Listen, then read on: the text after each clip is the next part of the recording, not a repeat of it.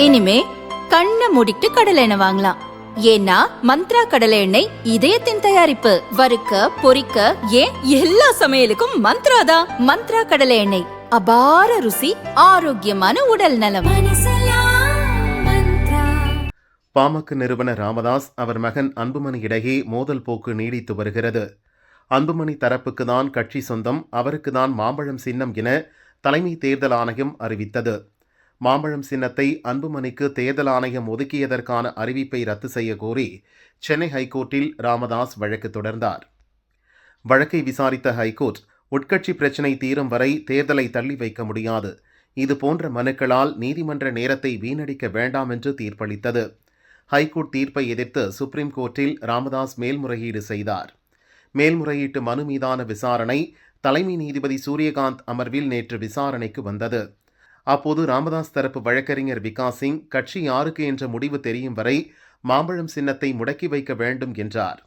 ஏற்கனவே தேர்தல் கமிஷன் டெல்லி ஹைகோர்ட்டில் வழக்கு நடந்தபோது கட்சி உரிமை தொடர்பான விவகாரத்தில் பிரச்சினை எழுந்தால் சின்னம் முடக்கப்படும் என தெரிவித்துள்ளது. அதன் அடிப்படையில்தான் சுப்ரீம் கோர்ட்டில் நாங்கள் வழக்கு தொடர்ந்துள்ளோம் எனவும் ராமதாஸ் தரப்பு வழக்கறிஞர் கூறினார். அப்போது குறுக்கிட்ட தலைமை நீதிபதி சூரியகாந்த், அன்புமணி தரப்புக்கு மாம்பழம் சின்னத்தை ஒதுக்கியது யார் என்று கேள்வி எழுப்பினார்.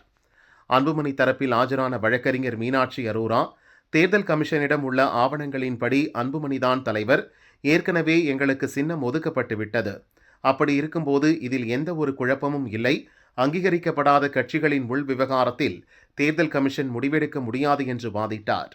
இரு தரப்பு வாதங்களையும் கேட்ட நீதிபதிகள், பாமக சின்னம் விவகாரத்தில் இந்திய தேர்தல் கமிஷன் ஃப்ரெண்ட்லி மேட்ச் விளையாடுகிறது, மாம்பழம் சின்னம் தொடர்பாக ராமதாஸ் தரப்பு சிவில் நீதிமன்றத்தில் புதிய மனு தாக்கல் செய்ய வேண்டும், இந்த மனுவின் அடிப்படையில் சிவில் நீதிமன்றம் அடுத்த 3 நாட்களுக்குள் வழக்கை விசாரித்து இறுதி முடிவை எடுக்க வேண்டும் என்று சுப்ரீம் கோர்ட் உத்தரவிட்டது. உத்தரவை பிறப்பித்த பிறகு தலைமை நீதிபதி சூரியகாந்த் ராமதாஸ் அன்புமணி தரப்பை பார்த்து, நீங்கள் கொடுக்கும் அழுத்தத்தில் மாம்பழம் ஜூஸ் ஆகிவிடக் கூடாது என சிரித்தபடி நகைச்சுவையாக கூறி வழக்கை முடித்து வைத்தார்.